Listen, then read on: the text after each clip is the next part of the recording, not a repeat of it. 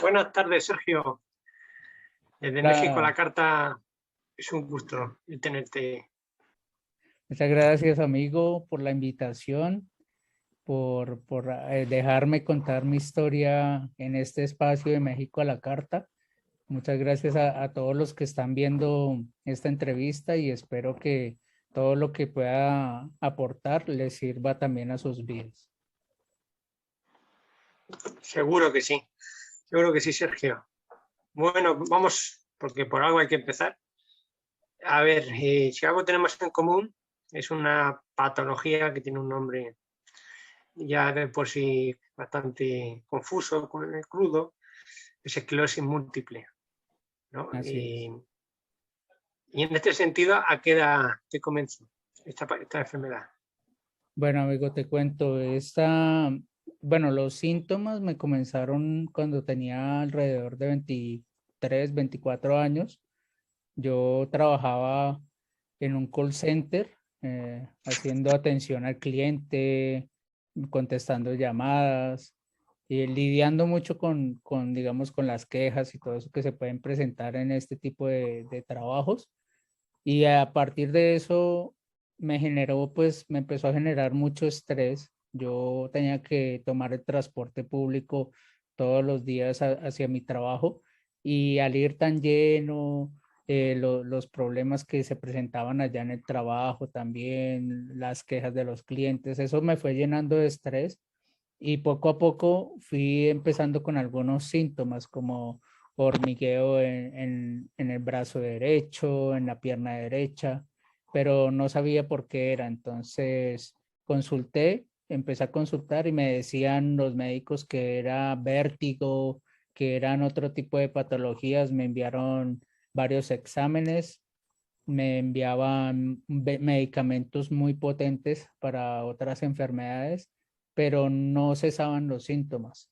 Ya un día después, en algún momento de ese tiempo, llegando a agosto, hubo un momento en que no me pude levantar de la cama. O sea, no podía mover no podía mover bien las piernas y el brazo derecho me pesaba mucho.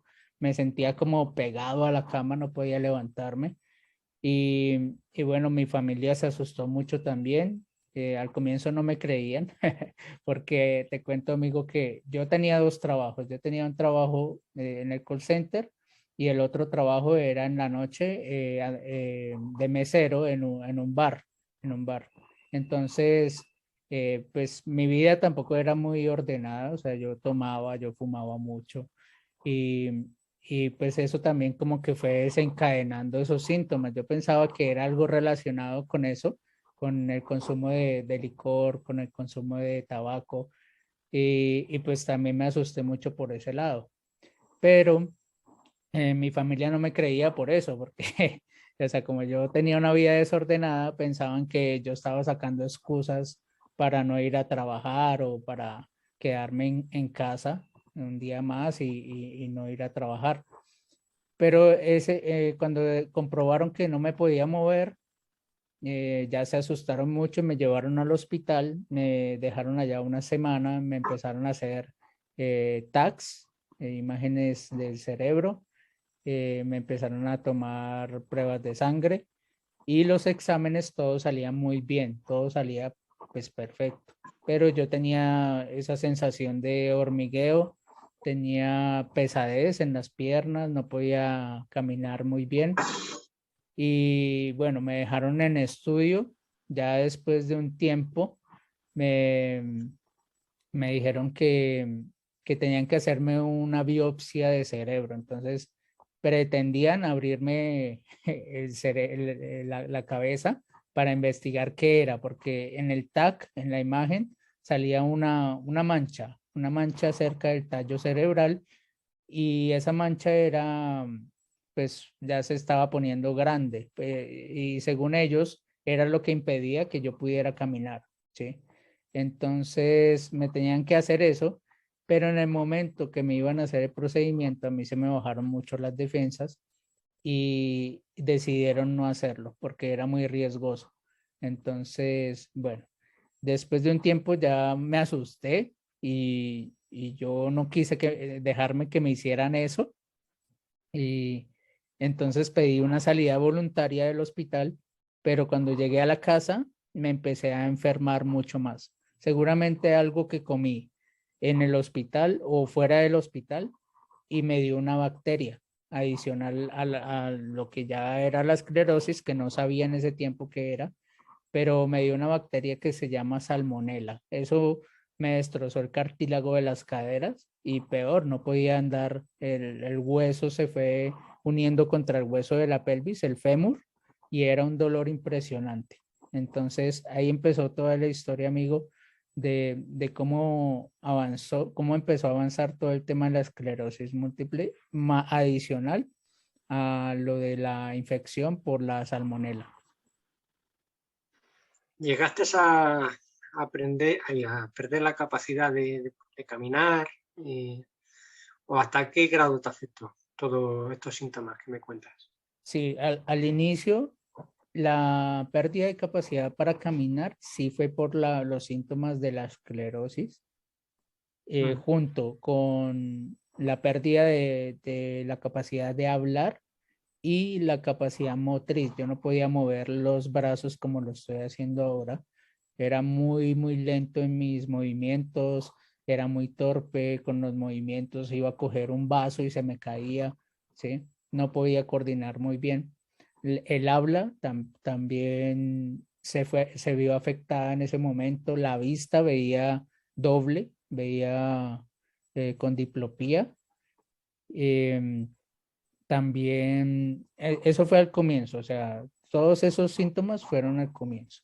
Ya después, la pérdida de capacidad para caminar fue también adicional por la salmonela, por lo que se alojó en el cartílago de las caderas y los médicos me decían que yo nunca más iba a volver a caminar. O sea, me daban falsas expectativas, me decían que con lo que yo tenía, o sea, que no sabían ni qué era lo que yo tenía en ese momento, porque eso que me ocurrió, esos síntomas fueron en el 2012 y a mí me diagnosticaron la esclerosis en el 2015, 2016, ¿sí? O sea, casi 4 años después de todo eso que pasó. Pero a mí, sin embargo, me habían dicho en ese tiempo que seguramente yo iba a vivir solamente 6 meses porque llegué a pesar 40 kilos. Yo mido aproximadamente unos 68 de estatura, ¿sí? Mi peso ideal sería 65, 66 kilos, ¿sí? Pero en ese tiempo yo pesaba 40 kilos, estaba casi en los huesos y las esperanzas de vida que me daban los médicos no eran las mejores, no me daban mucha expectativa de vida. Pero sin embargo, miren, aquí estoy, o sea, si es posible, ya más adelante les iré contando cómo ha sido el proceso de evolución para estar mucho mejor. ¿No? Lo que es preocupante, ¿no? Es estos palos de ciego, ¿no?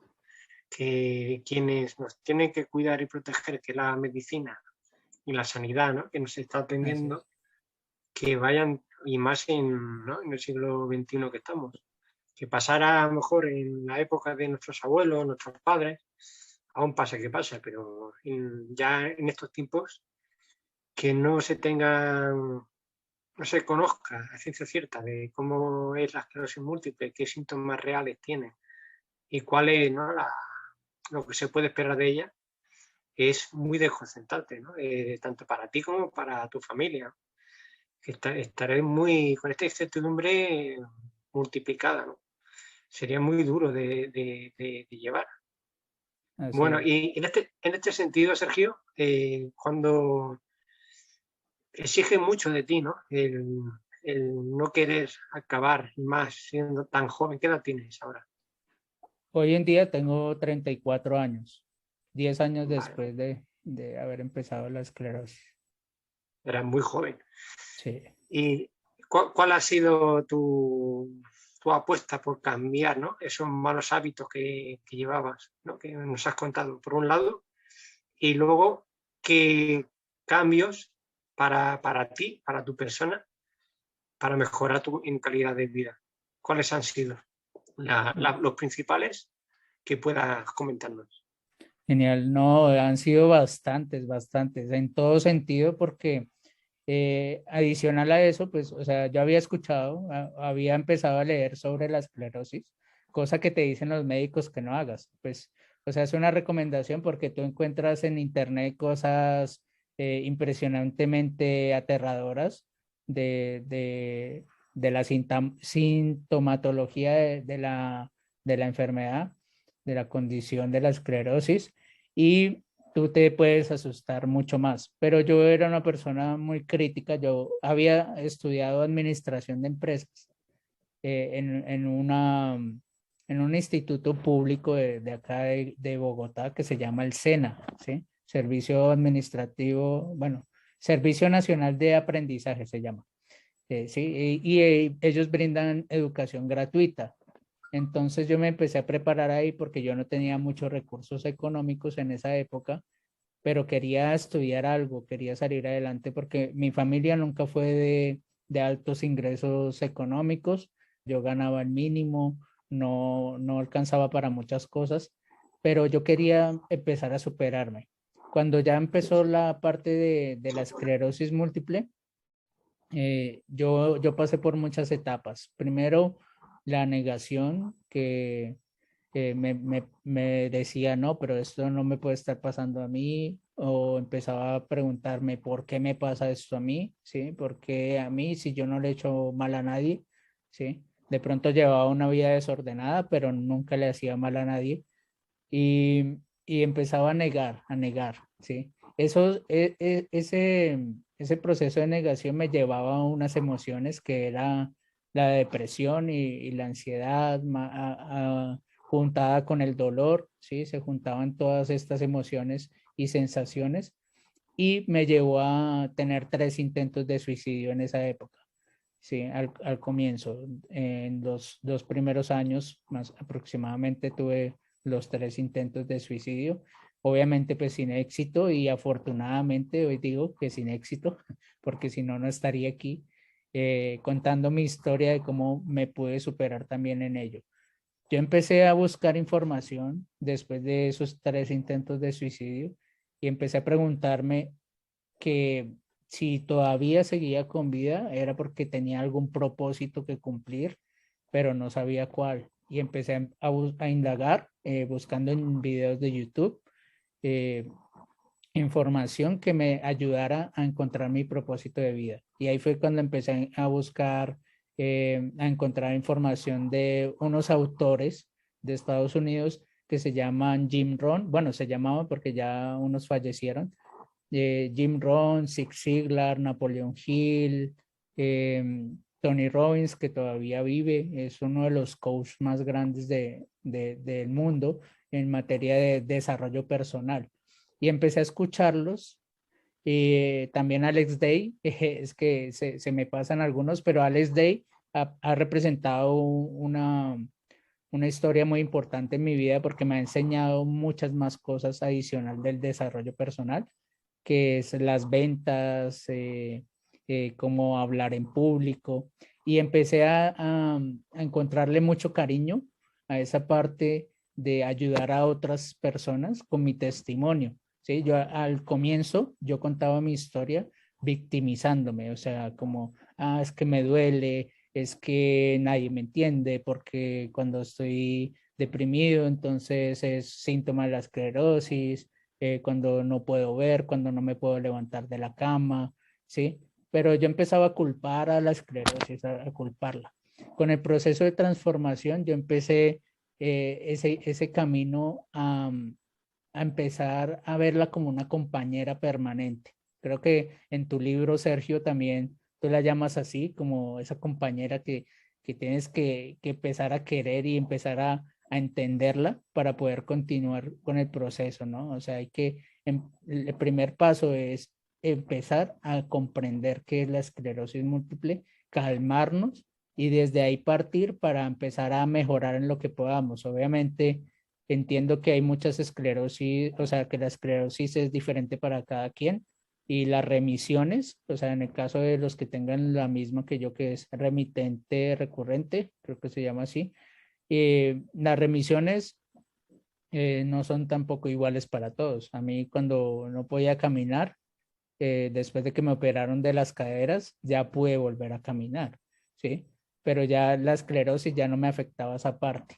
Yo empecé a entrenar mi cerebro para hacer y obligarlo a que empezara a mejorar procesos. Por eso, digamos, lo primero que empezaba a entender era que la meditación, o sea, el mindfulness que ahora conozco, empieza a jugar un papel fundamental en mi vida. Empecé a meditar, hacer una introspección en mí. Mucha gente piensa que meditar es poner la mente en blanco y eso es imposible. O sea, la mente siempre va a estar generando pensamientos, pero la parte de tranquilizar esos pensamientos es lo que logra la meditación, ordenar esos pensamientos, fijarse, observarlos, cuántos pensamientos tengo negativos en el día y cómo los puedo reemplazar por pensamientos más positivos.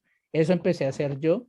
Después de trabajar esa parte de mentalidad, lo que yo hice fue empezar a trabajar la parte ya física del cerebro, ¿no?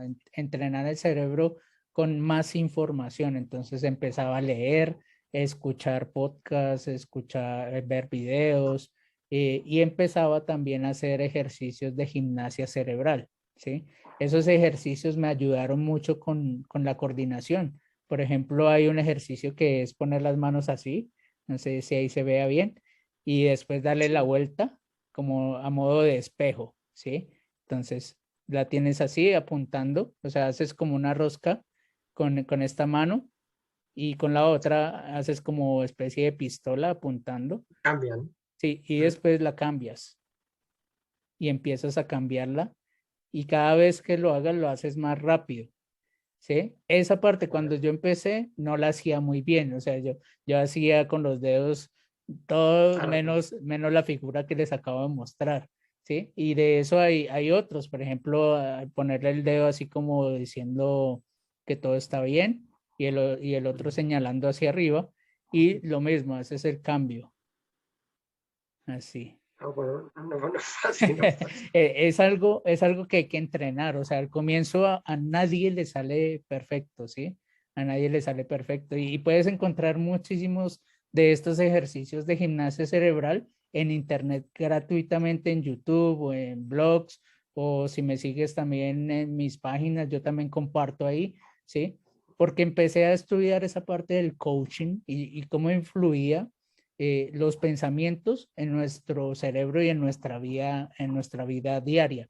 Y a partir de ello empezó a cambiar, no solamente la parte de salud, la parte física, empecé a recuperarme, ya los neurólogos hasta se sorprenden porque miran las resonancias cada año me hacen resonancia y miran que tengo más lesiones en el cerebro, pero se impresionan de que no estoy tan limitado, ¿sí?